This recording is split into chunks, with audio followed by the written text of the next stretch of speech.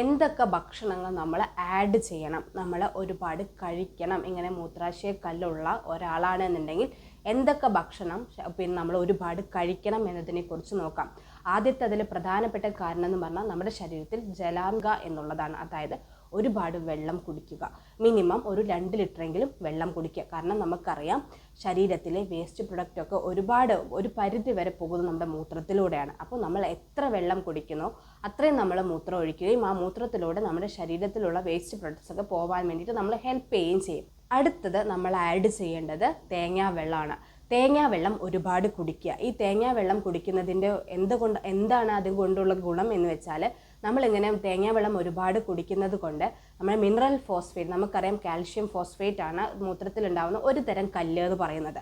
അത് ഉണ്ടാവുന്നത് തന്നെ തടയാനും അതിൻ്റെ പ്രാഥമിക രൂപീകരണത്തെ തന്നെ നശിപ്പിക്കാൻ വേണ്ടിയിട്ട് ഈ തേങ്ങാവെള്ളത്തിലുള്ള ലവണങ്ങൾക്ക്, അതായത് അതിലുള്ള ബയോമോളിക്യൂൾസിന് സാധിക്കും. അത് നമ്മൾ അടുത്തത് ആഡ് ചെയ്യേണ്ടത് പൈനാപ്പിൾ, തണ്ണിമത്തൻ. ഇതും ഒരുപാട് കഴിക്കുക. ഇത് ജലാംശം നിലനിർത്താനും ഹെൽപ്പ് ചെയ്യും.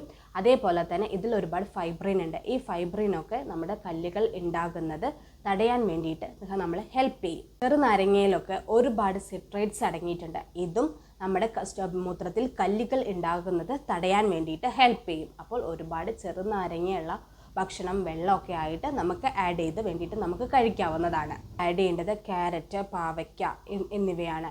ഇതിൽ ഒരുപാട് വൈറ്റമിൻ എ ഉണ്ട്. വൈറ്റമിൻ എയുടെ അഭാവം കൊണ്ട് മൂത്രത്തിൽ കല്ലുണ്ടാവാം.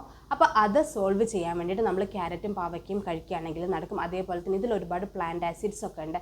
ഇത് കല്ലുകൾ ഉണ്ടാവുന്നത് തടയാൻ വേണ്ടിയിട്ട് ഹെൽപ്പ് ചെയ്യും. ഇമ്പോർട്ടൻ്റ് ആയിട്ട് നമ്മൾ ആഡ് ചെയ്യേണ്ടതാണ് ബാർലി വെള്ളം നമ്മൾ കുടിക്കുക. ഈ ബാർലിയിൽ തന്നെ ഒരുപാട് മിനറൽസ് ഉണ്ട്. അതായത് നമ്മുടെ സ്റ്റോൺ ഉണ്ടാവുന്നതിന് പ്രതിരോധിക്കാൻ വേണ്ടിയിട്ടുള്ള ഒരുപാട് നല്ല ഗുണങ്ങൾ ഈ ബാർലിക്കുണ്ട്. അപ്പോൾ നമ്മൾ ഈ ബാർലി നന്നായിട്ട് ഉപയോഗിക്കുകയാണെന്നുണ്ടെങ്കിൽ മൂത്രക്കല്ലുണ്ടാവുന്നതിൽ ഒരു പരിധി വരെ നമുക്ക് കൺട്രോൾ ചെയ്യാൻ വേണ്ടിയിട്ട് സാധിക്കും.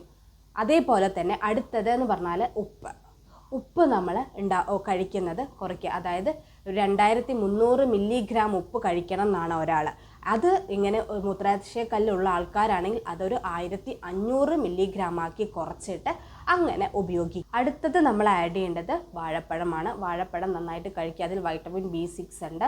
ഇത് നമ്മുടെ മൂത്രാശയ കല്ല് ഉണ്ടാവുന്നതിൽ നിന്ന് പ്രതിരോധിക്കാൻ വേണ്ടിയിട്ട് നമ്മൾ ഒരുപാട് ഹെൽപ്പ് ചെയ്യും. അപ്പോൾ ഒരുപാട് വാഴപ്പഴം കഴിക്കുന്നതും ഏറ്റവും നല്ലതാണ്. ഇങ്ങനെയുള്ള ഭക്ഷണങ്ങൾ നമ്മൾ ഭക്ഷണ രീതിയിൽ ഉൾപ്പെടുത്തുകയാണെന്നുണ്ടെങ്കിൽ മൂത്രാശയ കല്ല് ഉണ്ടാവുന്നതിൽ നിന്ന് നമ്മൾ ഒരു പരിധി വരെയൊക്കെ നമ്മളെ പ്രൊട്ടക്റ്റ് ചെയ്യാൻ വേണ്ടിയിട്ട് നമുക്ക് സാധിക്കും.